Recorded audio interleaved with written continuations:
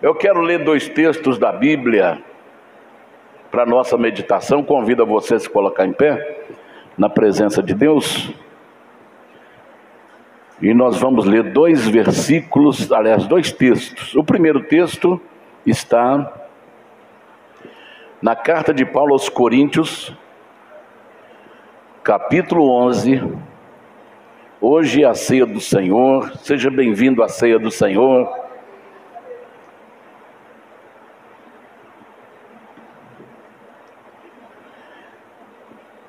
Capítulo 11 da primeira carta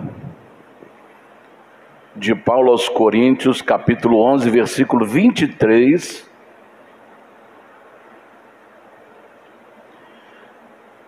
Até o 25, que diz assim: porque eu recebi do Senhor o que também vos ensinei, que o Senhor Jesus, na noite em que foi traído, tomou o pão, e tendo dado graças, o partiu e disse: tomai, comei, isto é o meu corpo que é partido por vós.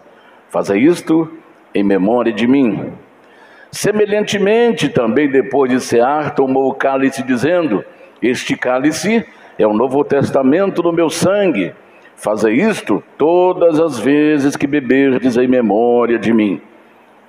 Até aí. O outro texto está em Gálatas. Algumas páginas da Bíblia para frente você encontra Gálatas.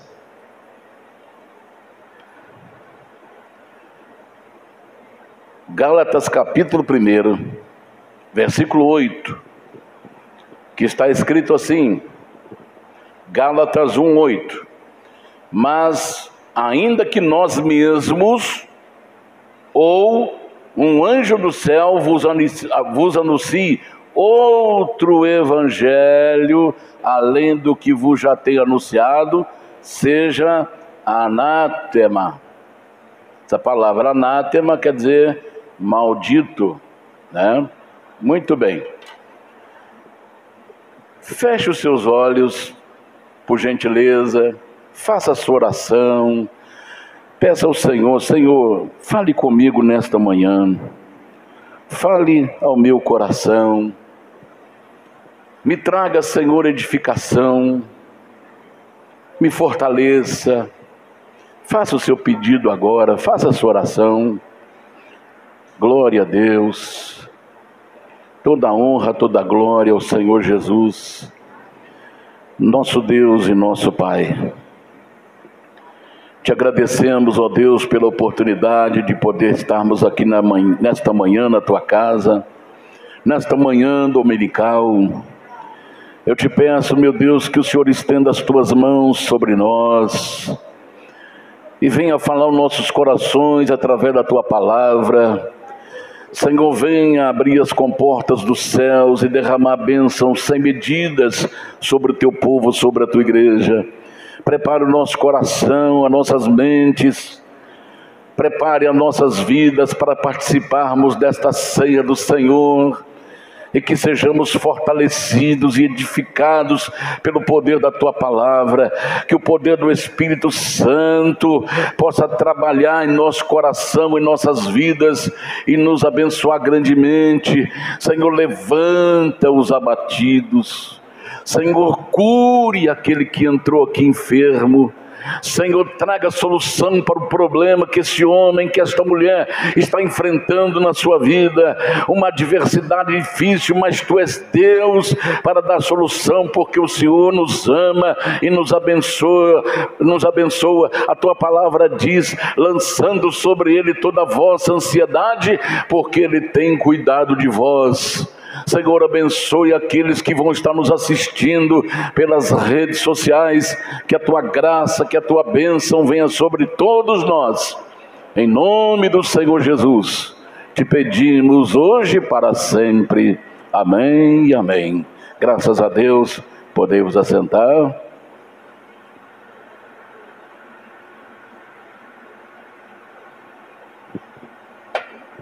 Muito bem. Muito bem.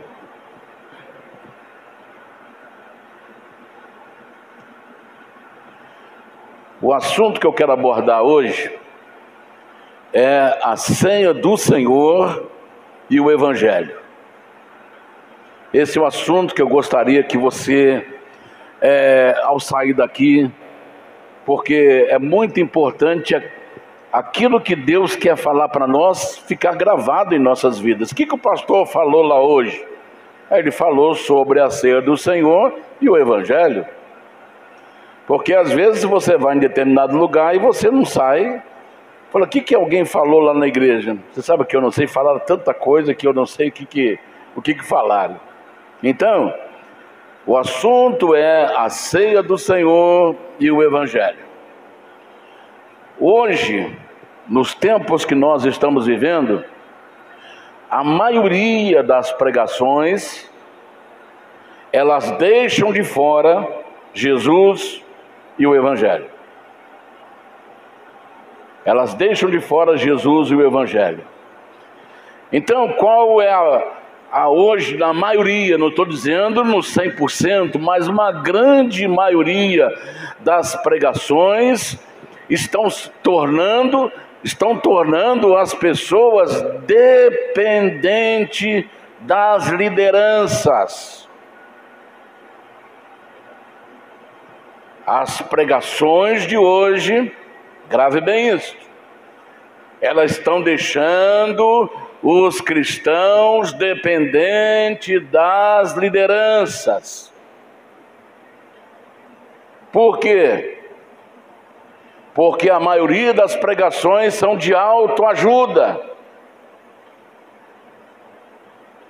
Você chega num determinado lugar, é como se fosse um coach, que fala assim, eu tenho que destravar a sua mente, eu tenho que destravar, eu tenho que te dar uma chave para você funcionar, tem que colocar um parafuso a mais para você funcionar. Esta é a missão do coach, treinar a pessoa para área financeira e outras vai por aí. Hoje está assim, os púlpitos estão rodeados de pessoas que só se preocupam com autoajuda. Então o que acontece com isso? As pessoas se tornam dependentes, elas não têm vida própria. Está dando para você entender?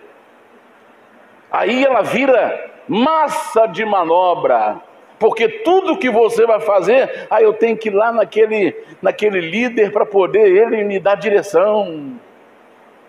Porque você não tem vida própria. E olha o que Jesus disse aí, lá em João capítulo 6, verso 53. Olha o que Jesus disse aí, João 6:33.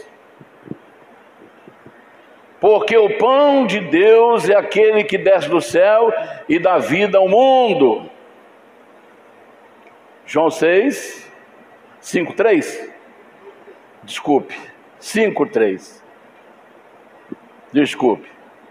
Jesus, pois, lhes disse, na verdade vos digo, se não comerdes a carne do Filho do Homem e não beberdes o seu sangue, não tereis vida em vós mesmos. Você vai ficar dependente.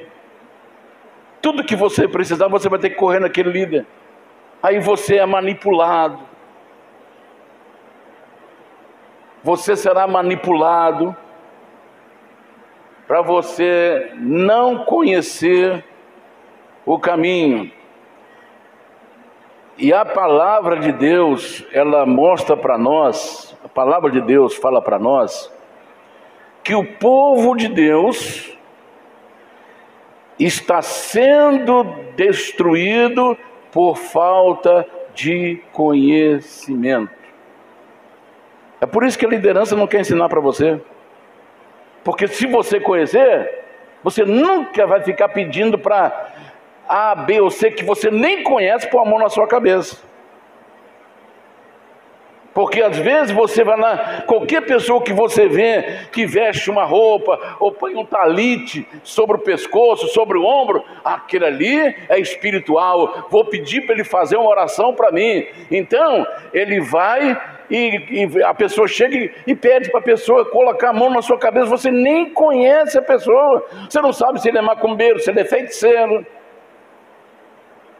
A gente já vai colocando a cabeça para ele colocar a mão. Olha, quando alguém coloca a mão na cabeça de alguém, está passando o que ele tem para a pessoa, porque ninguém dá o que não tem. Mas por que isso acontece? Por falta de conhecimento. Satanás despejou sobre a terra uma ignorância espiritual, intelectual, exatamente para a pessoa ficar subjugado. Para a pessoa ficar subjugado. Então as pessoas que querem manipular as massas nunca vai mostrar a verdade para você. Diferente de Deus. A gente vê, inclusive isso acontece também na política. Isso acontece na política também. Uma grande parte dos políticos quer manter o povo na ignorância. Você quer ver uma coisa? Tem professoras aqui. Professora do primário, na minha época primário, hoje é primeiro, como é que fala aí? Primeiro período, que engloba, hein? Isso, ensino fundamental, que engloba aí o primário, que era na minha época, e o ginásio também, que era na minha época. Tem gente que não sabe nem o que é ginásio, o que é isso aí, né?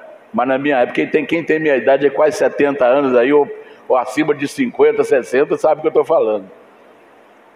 Então, hoje as professoras sabem que elas receberam uma ordem: não repita de ano nenhum aluno. Ah, mas ele não sabe escrever, não sabe ler, deixa para lá, deixa ele passar. Por quê? Porque ele tem que ser ignorante. O passar de ano é uma promoção. Você chega em casa, mãe, eu passei de ano, você foi promovido, por quê? Porque você se esforçou, você estudou, você leu, você aprendeu. Mas não, passa de ano todo mundo. E tem pessoas aí que estão 14, 15 anos, não sabe ler, não sabe escrever, não sabe fazer uma conta de somar, não sabe fazer uma conta de dividir, não sabe fazer uma conta de multiplicar, não sabe ler. É isso que a maioria, grande parte do político faz, porque colocando um povo ignorante, o que falar para ele vai aceitar, para ficar na mão dele. As grandes ditaduras fazem isso, leva a pessoa na ignorância, para que ele não conheça os seus direitos, para que ele não saiba que ele tem direito de viver, de comer, e a liberdade é o maior bem do ser humano que Deus deu. Mas quando uma pessoa é levada à ignorância, ele não sabe disso, porque ele não se interessa. Então a maioria quer fazer com que a pessoa seja um ignorante intelectual, e os líderes, a maioria, querem que você seja um ignorante espiritual. E o povo de Deus está sendo destruído por falta de conhecimento. Diferente de Deus. Muito diferente de Deus. Muito diferente de Deus. Que quando Ele criou o homem, lá no Gênesis capítulo 2, verso 15, Deus criou o homem e deu a ele autoridade. Deus deu autoridade para o homem, está lá. E tomou o Senhor Deus o homem e pôs no jardim do Éden para o lavrar. Dá uma adiantadinha aí. Então não é esse versículo não, eu falhou aqui. Põe o versículo 1, verso 26, por gentileza. Eu já coloquei adiantado o versículo aqui. E disse Deus: façamos o homem à nossa imagem, conforme a nossa semelhança, e domine sobre os peixes do mar, sobre as aves dos céus, sobre o gado, sobre toda a terra, e sobre todo réptil, e tudo que se move sobre a terra. Então olha como é que Deus fez. Deus criou o homem, Deus é a maior autoridade, Deus é o maior, Deus é o Todo-Poderoso. Então ele fez uma criatura, a sua imagem e semelhança, e pegou a sua parte da sua autoridade e falou: olha, eu vou te dar poder.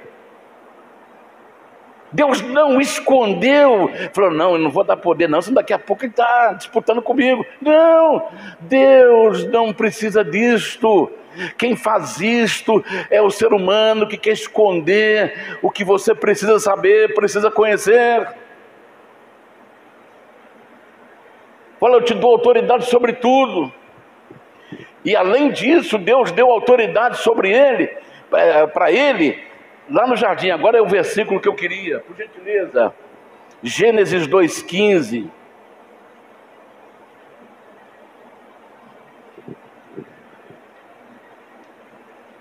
Gênesis 2,15. Ah, tá aí já. E tomou o Senhor Deus o homem e o pôs no jardim do Éden para o lavrar e guardar. Então você vê que Deus, ele deu autoridade para o homem. E o versículo 16, por gentileza. E ordenou o Senhor dizendo ao homem: de toda árvore do jardim comerás livremente, mas da árvore do conhecimento do bem e do mal, dela não comerás, porque no dia em que dela comeres, certamente morrerás. Olha como é que Deus é maravilhoso. Deus deu autoridade para o homem e falou assim: agora você vai andar com todo cuidado. Todo cuidado. Para você não perder o que eu estou te dando. Quem é que fala isso aí? Quem não quer que você que você tenha conhecimento? Quer esconder de você. Deus falou assim: olha, tudo você pode comer no jardim. Primeiro ele deu autoridade para o homem sobre as aves, sobre os peixes, sobre os animais, sobre tudo, sobre a terra. E agora ele fala assim: olha, para você não perder o que eu estou te dando, tem uma árvore que está lá no meio do jardim, você não coma dela, porque o dia que você comer, você vai perder o que eu estou te dando. Quem é que fala isso aí? Só alguém que ama. É um pai que fala para o filho: filho, não toque isso aqui porque isso vai te machucar. Filho, não compra aquilo que você vai ter prejuízo. Filho, não faça aquilo porque você vai se perder. É quem ama que fala, é quem ama, é quem instrui, é quem ama que disciplina, é quem ama que educa. Olha diferente dos homens que querem manter a pessoa na ignorância, porque sabe que cresceu ignorante, o que der para ele está tudo bem. Eu vi um menino agora, ele tem uma deficiência mental, e ele estudou e formou em ciências. Mas ele ficou tão contente, que dentro da casa dele, ele tem problema até para andar e uma deficiência mental, mas ele estudou, ele se esforçou e formou em ciências. Agora ele estava pulando de alegria, berrando lá no prédio dele, na garagem, e gritando, ele não sabia nem falar direito, nem gritar direito. A mãe: cala a boca, mãe, eu passei.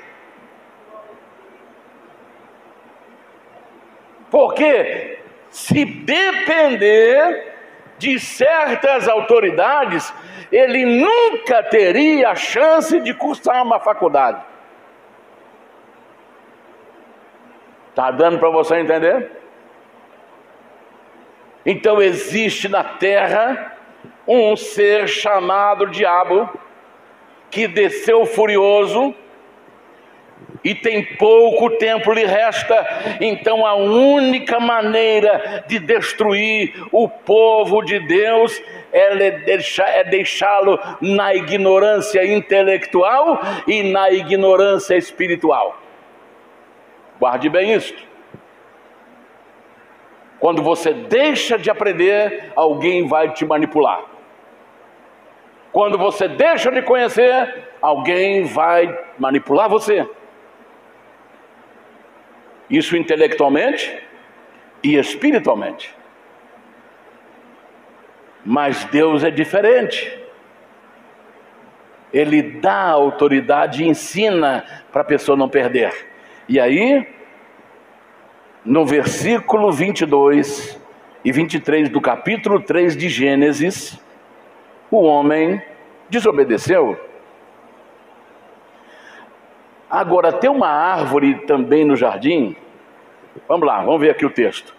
Então diz o Senhor Deus: eis que o homem é como um de nós, sabendo bem o mal. Ora, para que não estenda sua mão e tome também da árvore da vida, e coma e viva eternamente. O Senhor Deus, pois o lançou fora do jardim do Éden para lavrar a terra, e de que fora tomado. Então eles foram expulsos do jardim, da terra que ele foi tomado. Então por que Deus fez isso? Porque aí havia uma segunda árvore que era da vida. E essa árvore da vida, à medida que ele ia comendo do seu fruto, ele ia ganhando a eternidade, ele nunca mais morreria. É por isso que os primeiros pais viveram 900 anos, 800 anos. Já pensou, viveu 800 anos? A gente com 60, 70 falou: Senhor, vem buscar a gente, porque já deu, né? Agora imagine viver 900 anos em cima de uma terra. É muito chão. Mas Deus criou não para esse caos que nós estamos vivendo hoje. Deus criou o homem para ser feliz nesta terra, mas ele desobedeceu, ele não escutou. Você lembra aquele filho que você falou: filho, não faça isso que você vai se machucar, e ele fez e machucou? Então foi isso que Deus fez para Adão. Falou: filho, você não vai comer da árvore que está ali, porque o dia que você comer, você vai perder o que eu te dei. E aí eu sou obrigado a mandar você embora. Por que ele não aproveitou e comia, ao invés de comer da árvore da ciência do bem e do mal, ele comeu da árvore da vida? Ele tinha escolha, Deus não o proibiu de comer. Mas como ele comeu, ele desobedeceu, então ele morreu espiritualmente. Então agora, para que ele não fique vivendo morto espiritualmente e eternamente, Deus foi obrigado a colocar um anjo com uma espada de fogo na mão, guardando o caminho da árvore da vida, para que ele não comesse do seu fruto e vivesse eternamente nas condições de caído. Aí não tinha conserto mais. Mas como Deus ama, eu tenho que te expulsar daqui para recuperar você depois. Está dando para você entender? E logo Deus fez uma promessa, Gênesis 3,15. Uma promessa de recuperação do homem. E porém inimizade entre ti e a mulher, e entre a tua semente e a sua semente. Esta te ferirá a cabeça e tu lhe ferirás o calcanhar. Aquela promessa de Jesus para esmagar a cabeça da serpente, que é o diabo. Logo após a queda, Deus deu remédio de recuperação, de vida eterna. Deus prometeu o remédio para o homem. Imediatamente a queda. Agora, olha quando nós vamos comer da árvore da vida. Apocalipse capítulo 22, verso 14. Olha o que diz aí a palavra do Senhor. Bem-aventurado aqueles que guardam os seus mandamentos, para que tenham direito à árvore da vida e possam entrar na cidade pelas portas. Nós vamos comer daquela árvore que Adão foi proibido, porque senão ele ficaria em pecado para toda a eternidade, não tinha conserto mais. É o pai que falou, é o pai às vezes que toma decisão radical. Um dia eu vi um pai que tomou uma decisão muito radical. Sabe o que ele fez? O pai falou assim: filho, o que eu posso fazer para te ajudar, para você não ir para a rua se drogar? Ele falou: pai, me arruma, faz uma prisão para mim dentro de casa. Aí o pai fez uma grade, fez um quartinho, colocou uma grade como se fosse um portão, um portão forte de grade, e pegou um cadeado. Entra ali, filho. Ele entrou e o pai trancou por fora com um cadeado, com correntes grossas, para o filho não sair e se drogar, porque toda vez que ele ia para a rua ele se drogava. É o pai que ama, porque ele sabia que ele ia perder o filho. E para não perder o filho, ele teve que tomar uma atitude pesada, forte, ver o seu filho dentro da grade, dentro da cadeia, dentro da sua própria casa.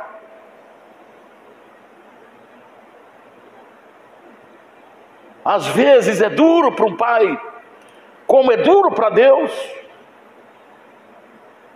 Deus teve que fazer o homem sair, para ele ter o seu próprio sustento com o suor do seu rosto. A terra lhe produziria espinhos, mas para o bem dele, para que ele fosse recuperado, Deus teve que fazer isso com dor no coração. Mas se ele não fizesse isso, o homem perdia para sempre. Então, irmãos, Deus é um ser que quer que os seus filhos tenham conhecimento para que possa vencer neste planeta, vencer neste mundo. Porque Satanás jogou aí uma rede de ignorância. Ignorância, falta de conhecimento. Não é aquela ignorância de estupidez, não. Ignorância, falta de conhecimento. Tanto espiritual como intelectual. Então você, irmão, você quer não ser manipulado espiritualmente? Então estude a sua Bíblia. Você coloca a coisa mais importante da sua vida, que é a sua salvação eterna, na mão de quem você não conhece, e vai crendo em tudo que ele fala. Por isso que quando nós pregamos aqui, abra a sua Bíblia junto comigo. Hoje, a maioria não estão se preocupando em que você leve a Bíblia para a igreja. Os próprios pregadores já não levam mais a Bíblia, eles usam o celular. A Bíblia já está ficando um objeto obsoleto. Abra o seu celular aí no versículo tal. Tem como abrir? Até você achar, já acabou, já. Aí no meio da quando você está procurando, já entra uma propaganda. Está dando para você entender? Então eu prefiro ficar aqui com a Bíblia, objeto, que eu sei que nada vai me atrapalhar aqui. Então, para você acompanhar o que está sendo ensinado, o que está sendo pregado, o que está sendo transmitido para opa, isso aí está fora. Porque você tem conhecimento. Agora, se você não preocupar em cuidar da sua vida espiritual e estudar a palavra, aprender a palavra, você será manipulado. Aí alguém vai dizer para você assim: olha, Deus mandou você, Deus falou comigo para você me dar a sua casa e Ele vai te dar uma mansão. Puxa vida! Aí já tem até um formulário de doação da sua casa. Você já sai de lá sem a sua casa. Sabe por quê? Porque ele falou que Deus mandou você fazer. Mas se você é servo de Deus, por que Ele não falou para você? É muito fácil de desatar esse nó. É muito fácil de expor esse falso profeta. Ora, se Deus falou para você, eu oro para Ele todo dia eu leio a sua palavra, todo dia eu converso com Ele, mas Ele não me falou nada. Eu só vou dar se Ele me falar. Aí e ninguém quer, os caras ficam quietinhos. Está dando para você. O cara olha, tem uma luzinha verde piscando na sua cabeça. Que luzinha forte! E essa luz verde diz que você vai fazer isso, fazer aquilo, para a obra do Senhor. Mentiroso! Por que Deus não falou para você que é servo dele? Tem um profeta que ele perdeu a vida por causa disso aí. Deus mandou ele lá em Judá. Profeta, vai lá em Judá, profetiza contra o altar de Jeroboão. Você também fala em memória. Você vai lá profetizar que ele cometeu idolatria, ele fez um altar de idolatria para Baal. Você vai lá profetizar. Na volta, olha, preste bem, quando você profetizar, vai fazer um reboliço lá, que vai acontecer um trem lá que eu vou te falar. Mas você não vai comer nada na cidade, nem pão e nem beber água, e você vai voltar por outro caminho. Se você foi para Rio Branco, volte pela Santo Antônio. Deu para entender? Não volte pela Rio Branco. Ele foi, chegou lá. Esse altar está amaldiçoado em nome do Deus Todo-Poderoso. Aí o altar partiu, se fendeu de um lado para outro. Aí ele pega uma outra estrada e começa a vir embora. Aí um rapaz, que o pai dele era profeta, chamado de profeta velho, ele correu lá no pai e falou: pai, o senhor precisa ver, veio um homem, veio um profeta e profetizou contra o altar, e o altar partiu em dois. Aí ele falou: mas onde está esse profeta? Aí ele saiu, ele foi para a estrada, pegou a estrada tal, aí arruma a mula para mim. Fizeram a montaria da mula, colocaram lá o arreio, ele montou e partiu atrás do profeta. Aí encontrou o profeta: ô profeta, foi você que profetizou lá no altar e o altar se partiu? Sim, senhor. Não, venha, vamos voltar para você tomar uma água, comer alguma coisa. Ele falou: tem uma ordem de Deus de não comer nem beber nessa cidade. Ele falou: não, mas um anjo falou para mim que você pode voltar, que você pode comer. Ele falou: bom, se o anjo falou para você, vamos lá. Está dando para você entender? Se Deus queria que o plano desse fosse mudado, ele usaria alguém? Não, falaria com quem ele falou para ir. É muito fácil de desmascarar os profetas velhos. Mas como a pessoa às vezes vacila, e a palavra de Deus diz que Deus não deixa vacilar o nosso pé. Se você tem conhecimento da palavra, a palavra de Deus não vai deixar você vacilar o teu pé. Aí voltou, entrou na casa do profeta velho. Quando ele está comendo, bebendo, aí o profeta velho é usado por Deus e fala assim: eu não te falei para você não comer nem beber nessa cidade? Ah, Senhor, mas ele me falou que o Senhor falou para ele. Qual a desculpa que ele ia arranjar? Que desculpa que ele ia arranjar? Aí falou assim: assim diz o Senhor, você vai ser morto na sua volta. Aí ele já perdeu até a fome, perdeu a sede. Deram um burrinho para ele, falou: vou embora. Deram um burrinho para ele. Aí mais tarde, alguém passou na estrada: olha, eu vi um burrinho na estrada parado, vi um leão sentado e vi um corpo, um cadáver. Vou usar até uma expressão aqui de um pastor: um cadáver morto. Cadáver já está morto, né? Tinha um cadáver morto na cidade, na estrada. Olha o que Deus fez, cumpriu. Deus falou: olha, não volta para a mesma, não coma nada e não volte pelo mesmo caminho, senão você vai morrer. É por isso que Satanás está ganhando campo, irmãos, porque o povo de Deus está ficando ignorante espiritualmente e ignorante intelectualmente. Está dando para você entender? Porque Satanás não gosta que ninguém estude a Bíblia. Então vamos lá. Primeiro, a palavra de Deus diz que no texto que nós lemos, olha aqui,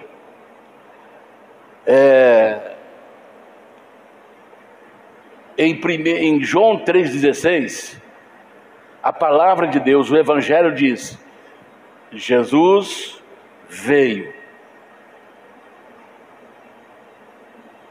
João 3,16, porque Deus amou o mundo de tal maneira que deu o seu Filho unigênito, ou único, para que todo aquele que nele crê não pereça, mas tenha a vida eterna. Então, o que Jesus veio fazer? Primeiro, Lucas 19:10. Vamos ver o que Jesus veio fazer. Está isso contido no Evangelho. No Evangelho. O que Jesus veio fazer? Lucas 19:10. Porque o Filho do Homem veio buscar e salvar o que se havia perdido. O que se havia perdido? O homem. Nós estávamos perdidos. Então Jesus, o Evangelho diz que Jesus veio buscar e salvar o homem. Veio buscar e salvar o homem que estava perdido. Segunda coisa que Jesus veio fazer, Lucas 14:18.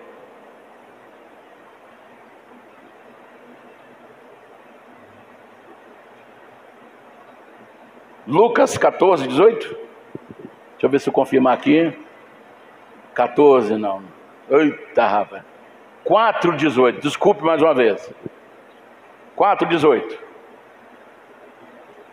O Espírito do Senhor está sobre mim, pois que me ungiu para evangelizar os pobres, enviou-me a curar os contritos de coração, a proclamar liberdade aos cativos e restaurar vistas aos cegos, e pôr em liberdade os oprimidos, e anunciar o ano aceitável do Senhor. Então Jesus veio trazer libertação para o homem. Então Jesus, ele veio libertar o homem da opressão do inimigo, das cadeias de Satanás. O homem pode estar emaranhado no vício da droga, emaranhado todos os poros do seu corpo, clamando por uma gota de droga, mas Jesus, se ele tem um encontro com Jesus, Jesus liberta ele da droga, Jesus liberta ele do homossexualismo, Jesus liberta ele da prostituição, Jesus liberta ele de todos os males de Satanás, porque ele veio para isso, para libertar o homem e fazer dele um homem de bem, uma mulher de bem. Aleluia, aleluia, aleluia. Ele veio salvar, ele veio libertar. Aleluia, aleluia. 1 João 3:8. 1 João 3:8. Olha o que está escrito. Quem pratica o pecado é do diabo, porque o diabo peca desde o princípio. Para isto, o Filho de Deus se manifestou para desfazer as obras do diabo. Eu vi uma mulher feiticeira pegando um caixãozinho, igualzinho àquele que foi distribuído numa grande denominação para os pastores, e ela abriu o caixão e falou assim, invocou os demônios. Ela num monte, num lugar deserto, ela fez um buraco no chão e falou assim, dentro de 21 dias eu faço esse espírito, e deu o nome do espírito, ele vai colocar nojo no marido e na esposa, e um não vai ficar perto do outro até eles separar. Isso vai acontecer em 21 dias, eles vão se separar, porque eu estou pedindo agora ao espírito tal para ele fazer isso dentro de 21 dias. Então agora eu vou despejou um negócio lá e enterrou aquele caixão com o nome do casal. Aí Jesus aparece para desfazer as obras do diabo. Se essa mulher ou esse homem que está lá vivendo felicidadamente, se não encontrar com Jesus, um vai tomar ódio do outro, mas se encontrar com Jesus, aquela obra de macumba será destruída no nome poderoso de Jesus, porque ele veio para desfazer as obras do diabo. Aleluia, aleluia, aleluia. Não tenha medo de Satanás, não tenha medo do diabo. porque Jesus é maior. Maior é o que está em mim, maior é o que está em você, do que aquele que está no mundo. Aleluia. Eu já vi a obra de Satanás ser desfeita assim na minha frente. E teria aqui um montão de assunto para contar, né? Irmã Carmen? A experiência dessa mulher é forte. Então, irmãos, Jesus veio buscar e salvar o que havia perdido. Ele veio para desfazer as obras do diabo. Ele veio para curar a pessoa e libertar dos males. Então eu digo para você que me assiste pela rede social, você pode estar enfrentando o que você estiver enfrentando na sua vida. Você pode achar que não tem jeito mais para você, mas eu quero dizer para você, Jesus pode te libertar. Jesus pode mudar a sua história. Ainda que você se sinta no fundo do poço, Ele pode tirar você desse poço que está destruindo a sua vida. Só Jesus pode libertar. Só Jesus pode salvar. E Ele quer que os pregadores fiquem em silêncio quanto a isto. Fiquem só ouvindo coisas de autoajuda. É esconder o Evangelho. É esconder a palavra.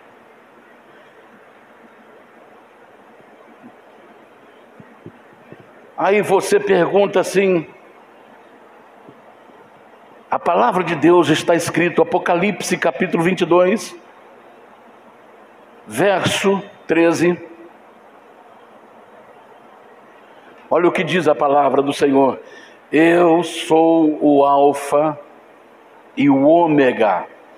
Essas duas palavras representam o alfabeto hebraico. Alfa, primeira letra do alfabeto hebraico.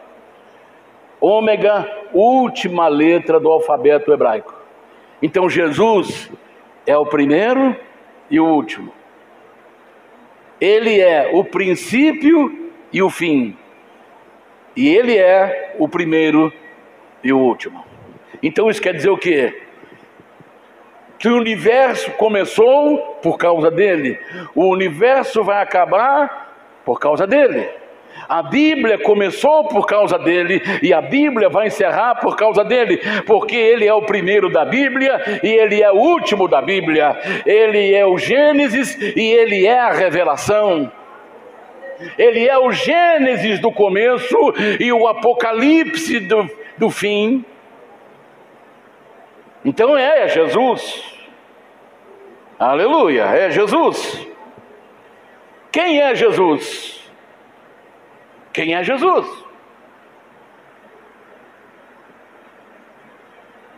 Em João capítulo 1, versículo 1 diz que o verbo era Deus, no princípio era o verbo. No princípio era o verbo quer dizer palavra. No princípio era o verbo e o verbo estava com Deus e o verbo era Deus. Segundo versículo, por gentileza. Ele estava no princípio com Deus. Próximo. Todas as coisas foram feitas por ele, e sem ele nada do que foi feito se fez. Até o 4, por gentileza. Nele estava a vida, e a vida era a luz dos homens. Então aqui nós temos quem é Jesus. Jesus é o próprio Deus. Jesus é o próprio Deus. Quem é Jesus para o Islã? Jesus para o Islã era apenas um profeta que morreu. Quem é Jesus para os católicos? Jesus para os católicos é simplesmente filho de Maria. Quem é Jesus para os testemunhas de Jeová? Um servo e não Deus. Apenas um servo e não Deus. Jesus, quando estava reunido com os discípulos, ele fez uma pergunta para os discípulos. Está registrado em Mateus 16, verso 13. Deixa eu ver se é esse aí mesmo, por gentileza. E chegando Jesus às portas de Cesareia, interrogou seus discípulos, dizendo: quem diz os homens ser o Filho do Homem? E eles disseram, uns João Batista, outros Elias, e outros Jeremias, ou um dos profetas. Aí ele pergunta assim, e disse-lhe, e vós, quem dizeis que eu sou? Vocês. O povo pensa que eu sou Elias, Jeremias, algum dos profetas, João Batista, mas e vocês? Aí Pedro se levanta e diz, tu és o Cristo, o Filho do Deus Altíssimo. Aí Jesus disse, Pedro, não foi carne e sangue que te revelou, mas o Espírito do meu Pai que te revelou. Portanto, Pedro, tu és pedra, tu és pedrinha, e sobre esta pedra eu edificarei a minha igreja, e as portas do inferno não prevalecerão contra ela. Jesus estava mostrando que Pedro não era papa, Pedro não era o fundamento da igreja, porque Jesus nunca iria colocar uma pedrinha como fundamento da sua igreja, mas é sobre a revelação. E qual era a revelação? Tu és o Cristo, tu és o Filho de Deus, e sobre este Filho, sobre esta pedra, sobre essa revelação que veio do céu para você, eu edificarei a minha igreja, e as portas do inferno não prevalecerão contra ela. Os poderes do inferno não prevalecerão contra a igreja. E quem é a igreja? Sou eu, a igreja é você. Então Satanás pode fazer tudo, mas se você tem conhecimento da palavra, ele será derrotado, ele vai cair por terra, porque maior é o que está em você do que aquele que está no mundo. Aleluia, aleluia, aleluia. Aleluia.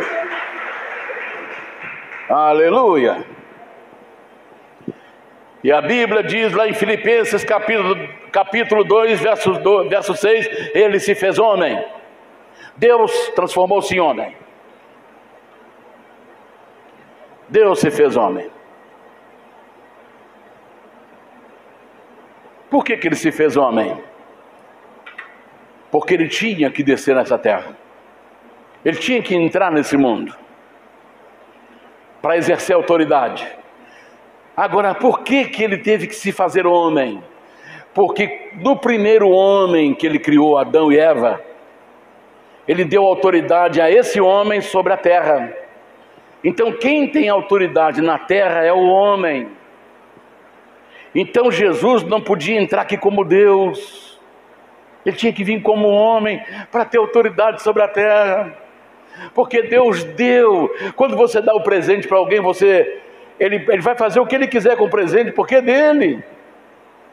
Quando você dá alguma coisa para alguém, você interfere no que ele vai fazer com aquilo. Se interferir, você não deu. Você fala assim, você dá uma bandeja de iogurte para uma criança.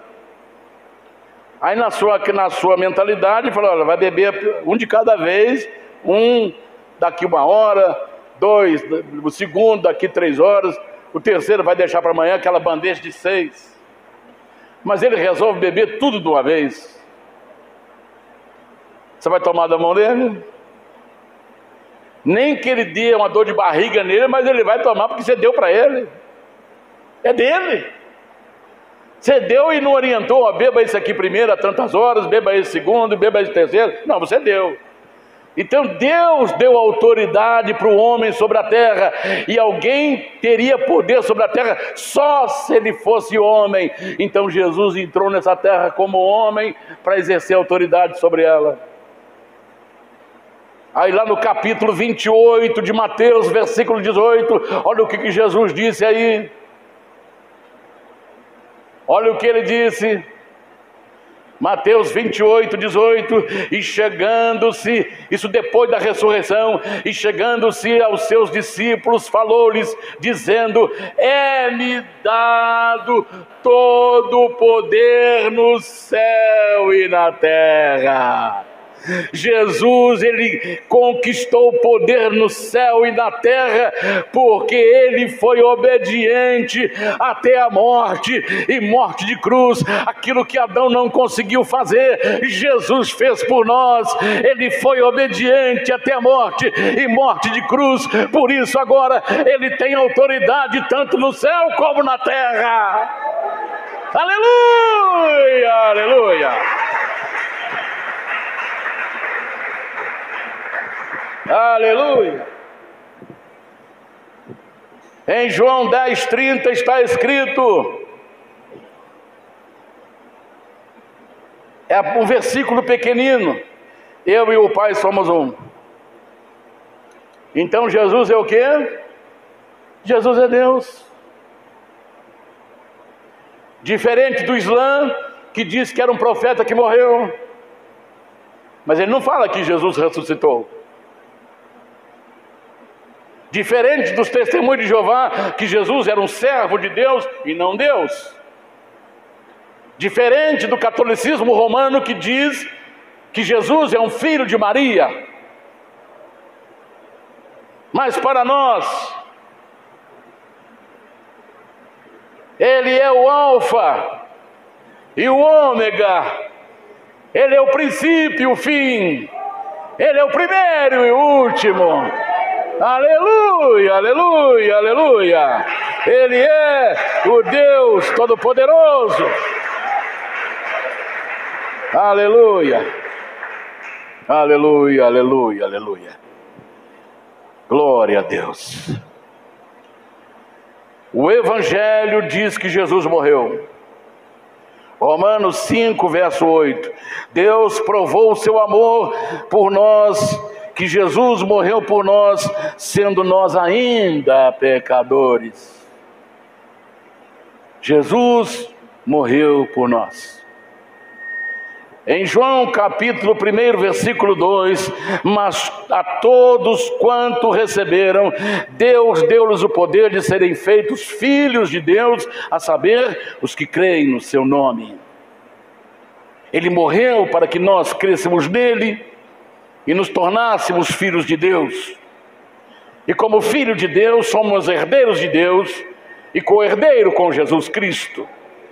Aleluia, aleluia, aleluia.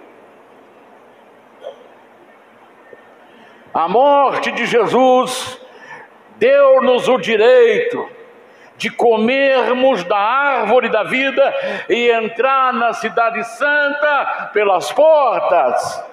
Apocalipse 22:14. Bem-aventurados que lavam as suas vestiduras no sangue do Cordeiro, para que tenham direito à árvore da vida e possam entrar na cidade pelas portas. Glória a Deus. Aleluia, aleluia. A morte de Jesus nos deu a vitória. Apocalipse capítulo 12, verso 11. E eles o venceram pelo sangue do Cordeiro e pela palavra do seu testemunho, e não amaram as suas vidas até a morte. Quem tem Jesus tem vitória. Aleluia.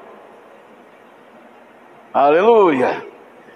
E na ceia do Senhor, Ele mandou que nós lembrássemos disso. Fazer isto em memória de mim. Fazer isto em memória de mim, diz o Senhor. Aleluia. O Evangelho, em terceiro lugar, o Evangelho diz que Jesus ressuscitou. Romanos capítulo 8, versículo 11.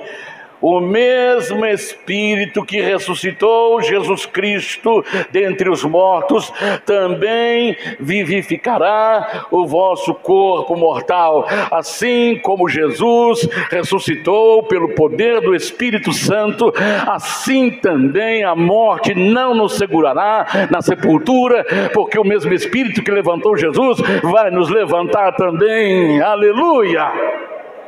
Aleluia! Aleluia, aleluia, aleluia. E a ressurreição de Jesus é para dar uma nova vida para a pessoa. 2 Coríntios capítulo 5, verso 17. Eu creio que a maioria das pessoas que estão aqui já ouviram. Um famoso funkeiro teve um encontro com Jesus.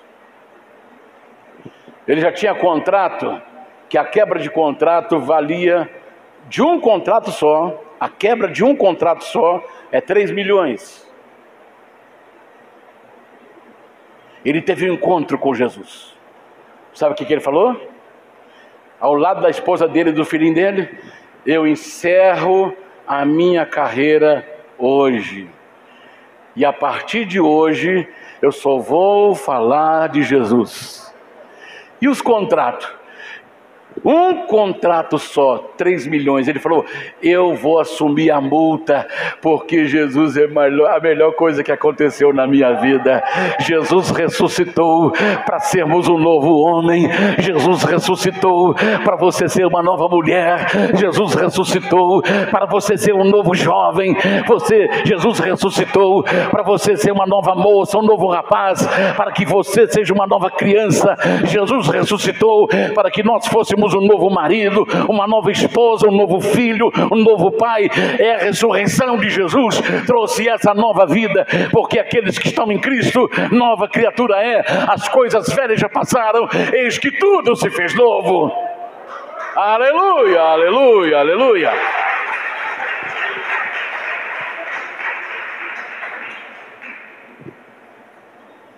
Satanás quer esconder isso.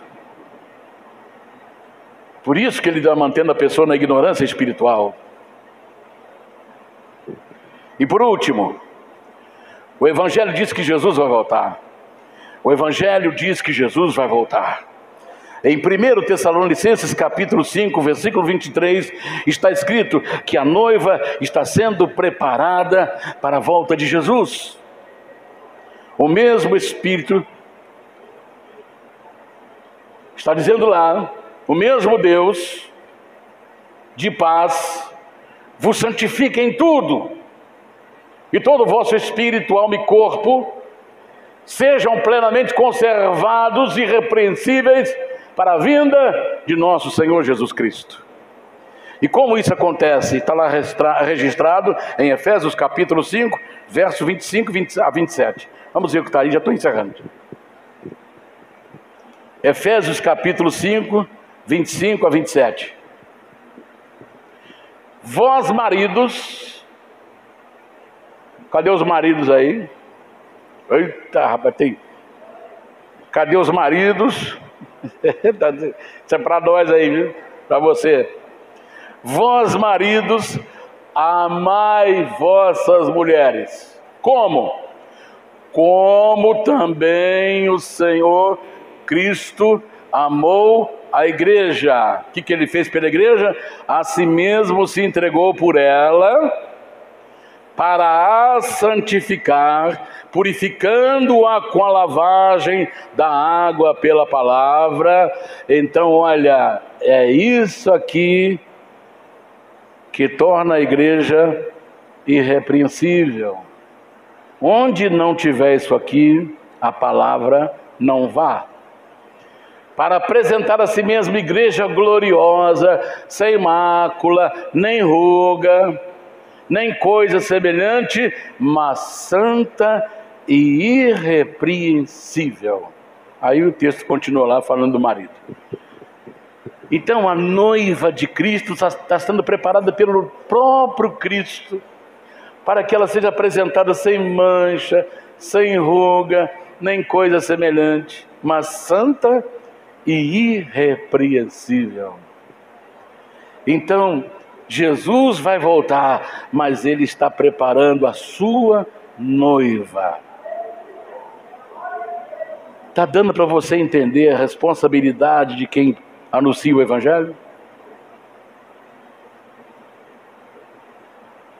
Que nós não podemos falhar, que nós não podemos manipular você.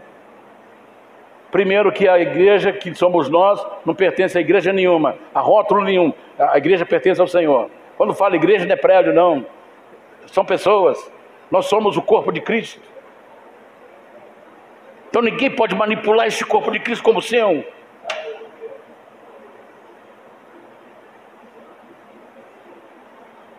Como foi falado na última ministração, a missão do pastor é colocar os santos em ordem, prepará-los para a vinda do Senhor Jesus, como está escrito em 1 Coríntios capítulo 5, 51 e 52.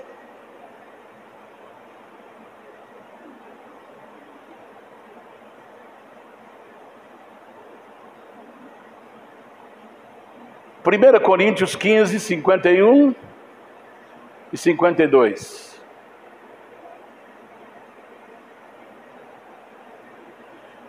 Eis aqui vos digo um mistério. Na verdade, nem todos dormiremos. Ou seja, nem todos vamos morrer.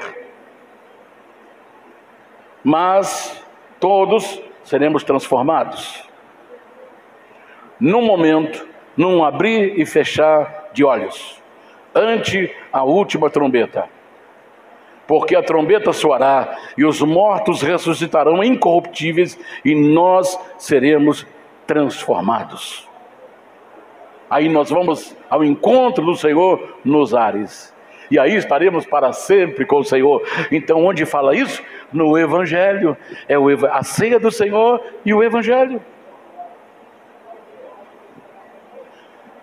Porque a ceia do Senhor diz lá, 11:26, eu já estou indo para os finalmente, 1 Coríntios 11:26, olha o que diz aí: porque todas as vezes que comerdes este pão e beberdes este cálice, anunciais a morte do Senhor até que venha. Está dando para você entender? Ao participar da ceia hoje, nós estamos dizendo: venha, Senhor, nos arrebatar, venha, Senhor, nos buscar. Então eu quero encerrar agora essa ministração junto com você, bradando com grande voz. Na minha conclusão, eu convido a você a se colocar em pé agora, e eu vou falar e você vai repetir numa só voz. Amém? Assim que eu terminar, não deixe de falar, não deixe de proclamar, porque o inferno vai tremer nesta manhã. O inferno vai tremer nesta manhã. Aliás, ele já está tremendo. Há um grande terremoto lá no fundo da terra, e Satanás está sentindo, porque a palavra de Deus é a espada. A palavra de Deus golpeia o inimigo. Satanás está golpeado com as suas mentiras, ele está golpeado pela sua farsa, ele está golpeado pelos seus enganos. Eu vou falar e numa só voz vamos repetir. Primeira coisa: Jesus Cristo veio por mim. Repita agora. Jesus Cristo veio por mim. Aleluia! Jesus Cristo morreu por mim. Jesus Cristo morreu por mim. Jesus Cristo ressuscitou por mim. Jesus Cristo voltará por mim. Aleluia, aleluia. Aleluia, aleluia. Aleluia, aleluia, aleluia. Aleluia. Ele é o Alfa e o Ômega, Ele é o princípio e o fim, Ele é o primeiro e o último. Aleluia! Ao nome de Jesus se dobrará todo o joelho, no céu, na terra e debaixo da terra, e toda língua confessará que Jesus Cristo é o Senhor, para a glória de Deus Pai. Isso treme o inferno, isso abala a estrutura do inferno. Aleluia! Amém.